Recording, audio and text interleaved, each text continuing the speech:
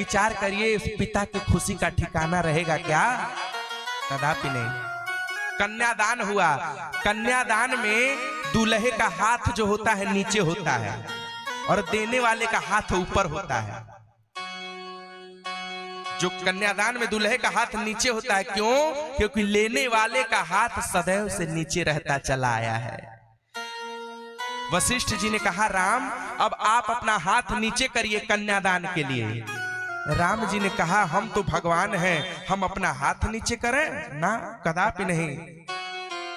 सखियों ने कहा, राम जी आप अपना हाथ नीचे करिए। राम जी बोले, कदापि नहीं।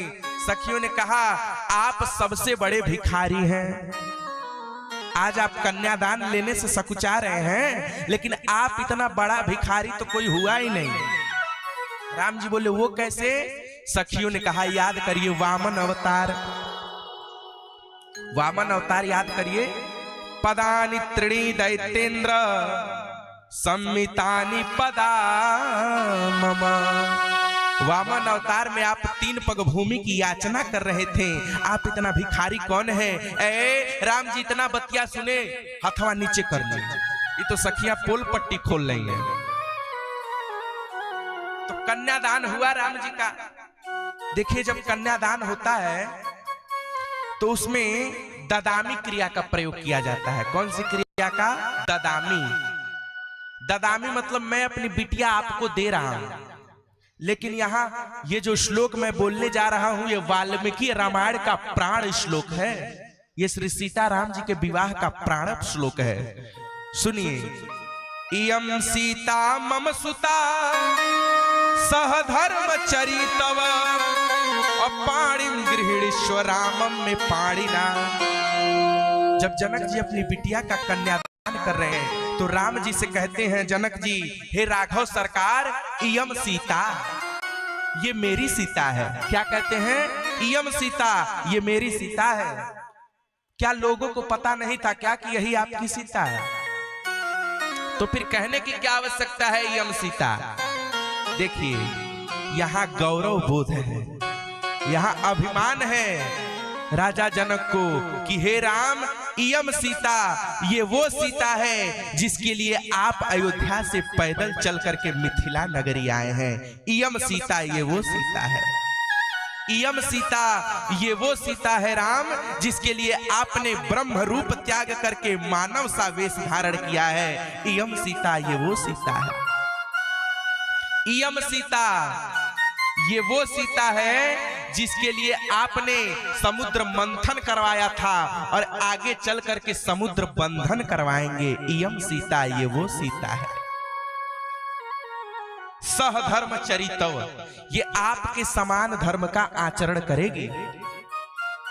सनातन धर्म संस्कृति में पति पत्नी कहलाने का अधिकार उसी को है जिसके पिता ने उस बिटिया का कन्यादान किया हो, उसी को धर्म पत्नी कहलाने का अधिकार है। जोड़े में तो पशु पक्षी भी रहते हैं, जोड़े में पशु पक्षी भी रहते हैं, लेकिन सनातन धर्म में उसी को धर्म पत्नी कहलाने का अधिकार है जिसका कन्यादान पिता ने अपने हाथों से किया हो। और आजकल क्या हो रहा है, बिटिया लव मैरिज कर रही है, अब बाबूजी के छाती पे बैठ करके केस लड़ रही है। आजकल तो रामा जी मालिक है। सहधर्म चरितव, इसीलिए आपके समान धर्म का आचरण करेगी। पाणिम गृहिणीश्व पाणिना, हे राम, मैं अपनी बिटिया आपको सौंप रहा हूं। देखिए, देना अलग चीज होती है और सौंपना अलग चीज होती है। देना उसको कहते हैं जिस पर हमारा अधिकार हो। जनक जी कहते हैं, ददामी नहीं, पाणिम गृहिणीश्व, मुझे तो कुछ क्षण के लिए ये सौभाग्य मिला कि मैं सीता का पिता कहलाऊं। वास्तव में ये सीता तो आपकी है, इसीलिए पाणिम गृहिणीश्व पाणिना। एक बात और है, बेटा ही कुल का नाम रोशन करेगा। यदि समाज की ऐसी मान्यता है तो उस समाज का कदापि कल्याण नहीं हो सकता। यदि किसी समाज की ऐसी मान्यता है कि बेटी नहीं केवल बेटा ही मेरा नाम रोशन करेगा, तो आप पढ़े लिखे मूर्ख हैं। बेटा यदि लायक होगा तो एक कुल का नाम रोशन करेगा, पर बेटी लायक हो जाएगी तो 2 कुल का नाम रोशन करेगी। पुत्र कुल 2, बेटा 1 कुल का नाम रोशन करता है, बिटिया 2-2 कुल का नाम रोशन करती है। प्रसंग तो नहीं है लेकिन बोल देता हूं। जब सीता जी वनवास में गई है राम जी के साथ, तो वहां जनक जी भी आए हैं। Please please please option trading करो नका जर तुम्ही दररोज। जनक जी देखते हैं कि मेरी बिटिया दौड़ के अपने पति का चरण दबा रही है, दौड़ के कौशल्या मैया का चरण दबा रही है, दौड़ की सबकी सेवा कर रही है। जनक जी ने अपने बिटिया का हाथ पकड़ लिया, कहा बेटी सीता, आज मुझे इस बात का गौरव बोध है कि तुम मेरी बेटी हो। अरे तुम जैसी बेटी को पा करके निमिकुल धन्य हो गया, और तुम जैसे बहू को पा करके रघुकुल धन्य हो गया। बेटी सीता तुम धन्य हो, पुत्री पवित्र किए कुल 2। बेटी तुमने 1 कुल को नहीं अपितु 2 कुल को पावन किया है। कन्यादान के बोले वृंदावन बिहारी लाल की जय। कन्यादान हो रहा है। वास्तव में शास्त्रों में नियम यही है कि कन्यादान के बाद दहेज देने की प्रथा आती है, तुरंत पश्चात दहेज देने का विधान है। गोस्वामी जी कहते हैं, कहीं न जाई कछु दाइज भूरी, रहा कनक मणि मंडप पूरी। राजा जनक जी ने दशरथ जी को इतना दहेज दिया, इतना दहेज दिया कि दशरथ जी उतना दहेज रख ही नहीं सके। कहने लगे, अरे मेरा धन, मेरा दहेज तो मेरी सीता है, मुझे सीता जैसी बहू मिल गई, मैं दहेज लेकर के क्या करूंगा। पूरा धन राजा दशरथ ने जनकपुर के गरीबों में बांट दिया। अच्छा यह बताइए, दहेज लेना सही है कि गलत है? इस पर हम थोड़ी चर्चा करेंगे। दहेज लेना सही है कि गलत है? हाँ, जे जल्दी हल्ले बाबू तक कहबा करी सही बा, कहे कि आप लोग पहले ही लेके भर चुकी हैं बैंक में।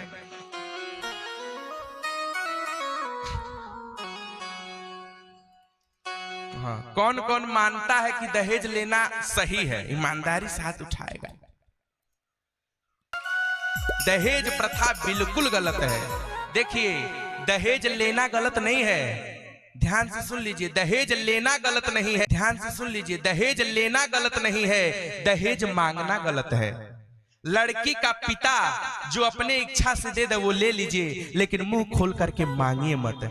हर लड़की का पिता चाहता है कि हम अपनी बेटी को अपनी कमाई से ज्यादा ही दें, और देता भी है। दहेज लेना गलत नहीं, दहेज मांगना गलत है। लेकिन आजकल लोग बड़ा बड़ा मुंह फाड़ते हैं। हमारे गुरुजी कहते हैं, बेटा शायद आपको बात बुरी लग सकती है लेकिन मैं बोलूंगा। हमारे गुरुजी कहते हैं, बेटा जो मंदिर में भीख मांगते हैं उसको भिखारी कहते हैं, और जो बड़े बड़े कोठी मकान बंगलों में बैठ करके दहेज मांगते हैं उसको भिखमंगा कहते हैं। मंदिर में भीख मांगने वाले भिखारी और दहेज मांगने वाले भिखमंगे होते हैं। और हमको तो लगता है उस भिखारी को जरूरत है, वो कमा के खा नहीं सकता, अपंग है, हाथ नहीं है, पैर है। आपको भगवान ने क्या कमी दी है? आप स्वयं से कमाइए, खाइए। आजकल दहेज के चलते बड़ी हत्याएं होती हैं। एक मैं आपको सही घटना सुना रहा हूं, मध्य प्रदेश जिले की, मध्य प्रदेश जिले के होशंगाबाद जिले की कथा है।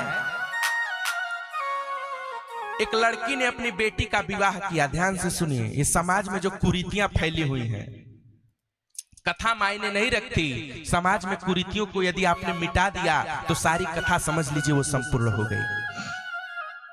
एक बाप ने अपनी बेटी का विवाह किया तो 1 लाख दहेज की मांग थी। 90,000 रुपया बाप ने दे दिया था, 10,000 रुपया बकाया था। अब उसकी सास रोज ताना मारती, अरे तुम्हारे बाबूजी ने दहेज नहीं दिया। सही घटना सुना रहे हैं, तुम्हारे बाबूजी ने दहेज नहीं दिया, ये नहीं कि ताना मारती। और आजकल समाज में ऐसा होता भी है। एक दिन सास आग बबूला हो गई। सास ने अपनी बहू का हाथ पकड़ लिया और कहा, चल निकल, घर से बाहर निकल। कहने लगी, मैं छोड़ करके कहाँ जाऊंगी इस घर को। सास खिसिया गई, कहने लगी यदि तू घर को छोड़ करके नहीं जाएगी, अपने बेटे को बुलाया, कहा बेटा मैं जितना कपड़ा रखा है इसका सब निकाल।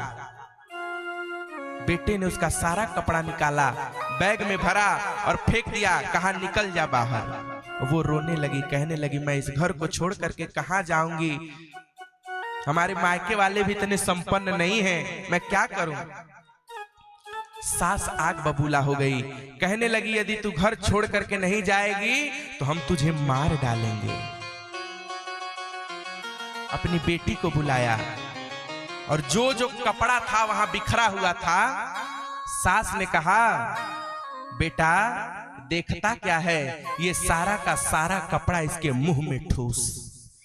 ये सही घटना हम सुना रहे हैं, बनावटी नहीं। ये सारा कपड़ा इसके मुंह में ठूस।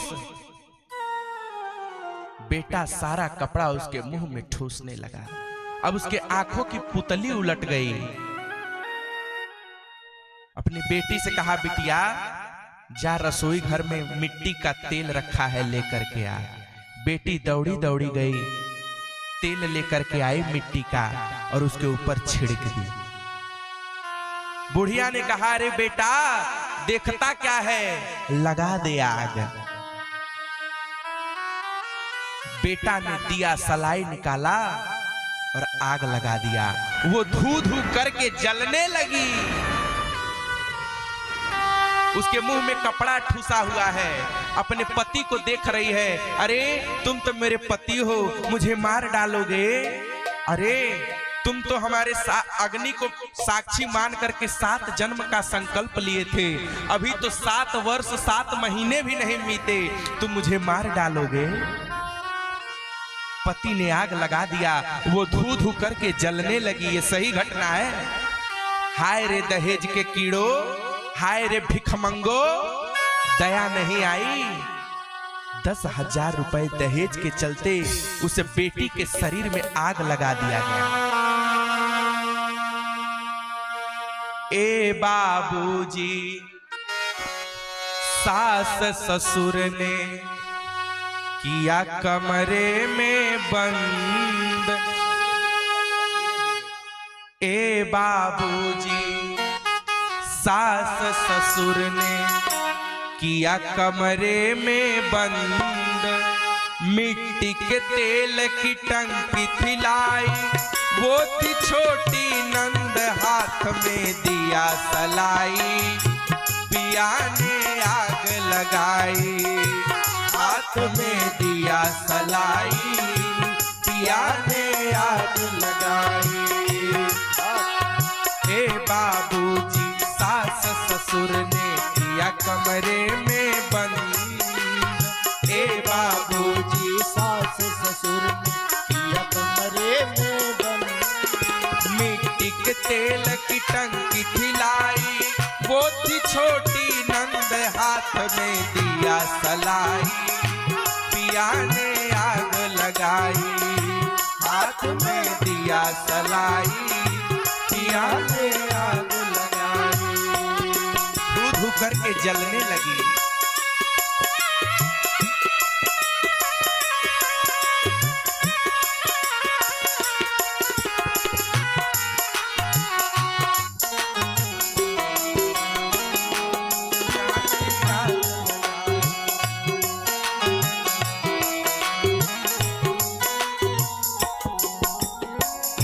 लाख मांगा था 90 ही दे पाई।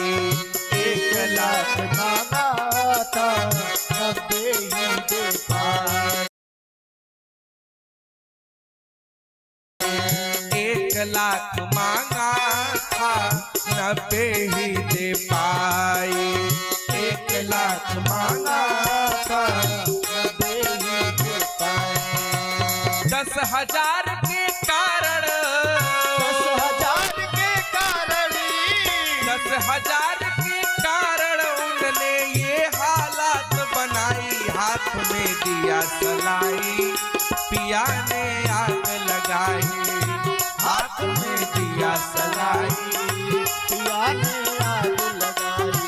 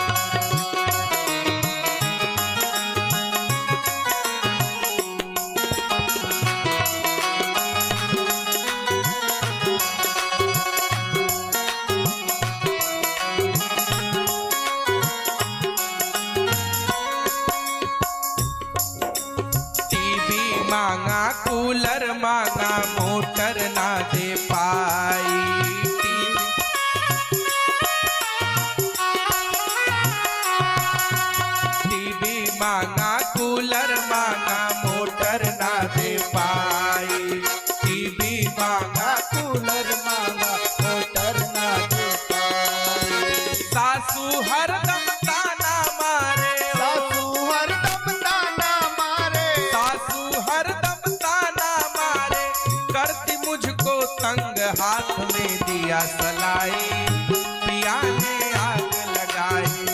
हाथ में दिया सलाई, रोज रोज के तानों से हो,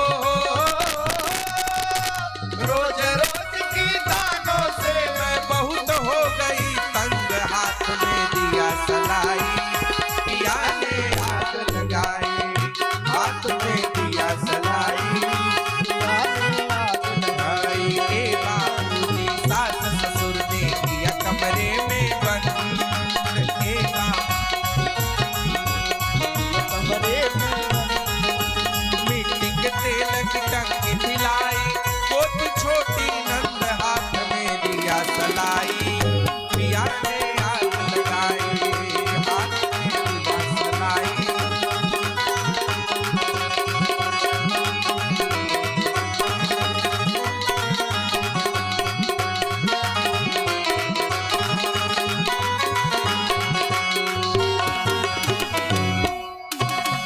पति ने उसके शरीर में आग लगा दिया।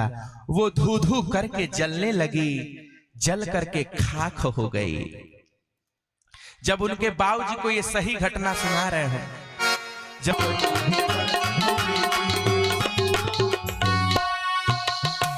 उसका बाप रोने लगा, कहने लगा बिटिया यदि मुझे पता होता कि दहेज के लिए तेरे ससुराल वाले मार देंगे तो मैं कदापि तेरा ब्याह नहीं करता। अरे दहेज के कीड़ों, दहेज के लिए बिटिया को मार डाला। दहेज की लाई हुई चीज कभी फलित नहीं होती, इस विचार में मत रहिएगा। मंथरा भी दहेज में आई थी, राम को वनवास भेज दी। शकुनी भी दहेज में आया था, महाभारत करा करके गया। तो आपके घर दहेज आने वाली चीज आपका कल्याण करेगी, इस विचार में मत रहिएगा। आजकल लोग जितने धनवान होते हैं उतना बड़ा बड़ा मुंह फाड़ते हैं। आप अपने बेटे को बेच रहे हैं, 50 लाख में हमारा बेटा बिकाई। जब 50 लाख दहेज ले लिए, इतने पर भी सोचते हैं पतोहिया आएगी तो हमारा सेवा करेगी, तो इस चक्कर में मत रहिएगा। गोड़ के जगह ही मूड़ी दबाई।